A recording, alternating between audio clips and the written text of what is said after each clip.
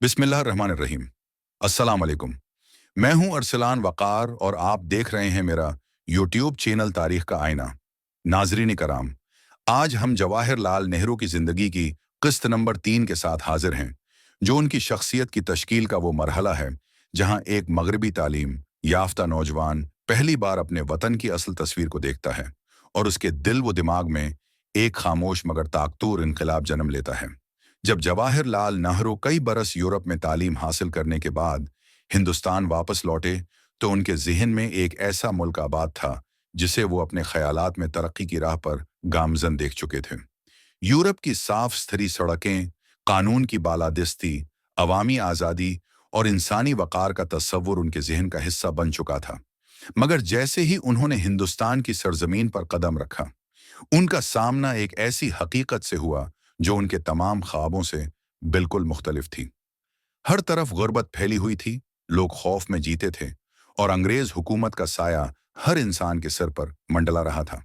नेहरू ने देखा कि किसान अपनी ही जमीन पर गुलाम बन चुके हैं, मजदूर दिन रात मेहनत के बावजूद 2 वक्त की रोटी को तरस रहे हैं और तालीम सिर्फ चंद मखसूस तबकों तक महदूद है।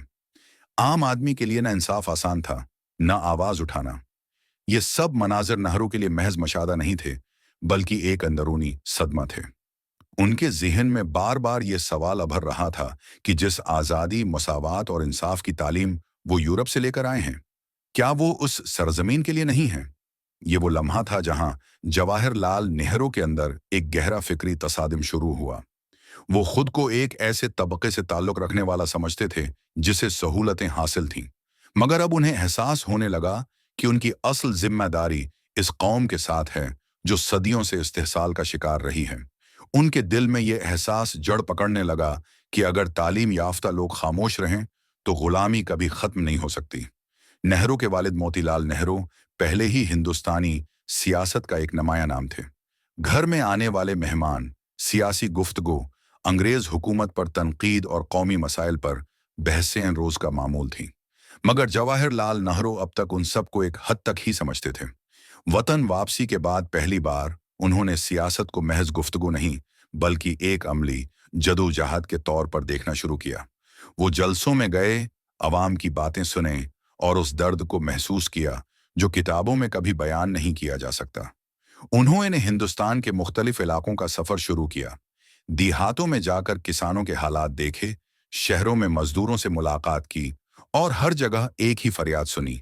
लोग इज्जत के साथ जीना चाहते थे, मगर गुलामी की जंजीरें उन्हें बोलने नहीं देती थीं। ये सफर नेहरू के लिए एक जिंदा दरसगाह साबित हुआ। अब वो सिर्फ एक तालीम याफ्ता नौजवान नहीं रहे थे, बल्कि इस कौम के दुख दर्द के अमीन बनते जा रहे थे। इसी दौर में जवाहरलाल नेहरू का ताल्लुक इंडियन नेशनल कांग्रेस से मजबूत होता गया। कांग्रेस इस वक्त आज़ादी की सबसे बड़ी उम्मीद बन चुकी थी। यहाँ नेहरू को ऐसे लोग मिले जो जील जाने, तशद्दुद सहने और सब कुछ कुर्बान करने के लिए तैयार थे। इस माहौल ने नेहरू के अंदर छुपी हुई क़ियादत को बीदार किया। उन्होंने सीखा कि आज़ादी सिर्फ मतालबा नहीं, बल्कि मुसलसल कुर्बानी का नाम है।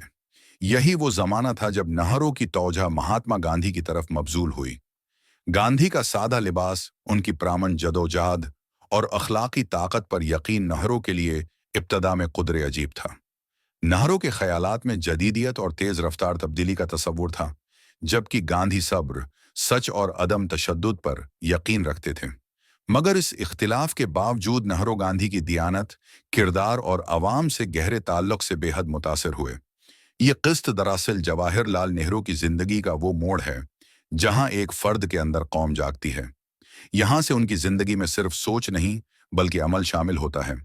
ये वो मरहला है जहां वो खामोश तमाशाई बनने के बजाय तारीख का किरदार बनने का फैसला करते हैं। यही फैसला आगे चलकर उन्हें आज़ादी की जदोजहद का एक अहम स्तून बनाने वाला था। अगर आपको ये किस्त पसंद आई हो, तो बुराह करम मेरे यूट्यूब चैनल तारीख का आईना को सब्सक्राइब करें, वीडियो को लाइक करें और उसे दूसरों के साथ शेयर करें, ताकि तारीख की ये कहानी ज़्यादा से ज़्यादा लोगों तक पहुंच सके। मैं हूं अरसलान वकार। अगली किस्त में आपसे दोबारा मुलाकात होगी। अल्लाह हाफिज।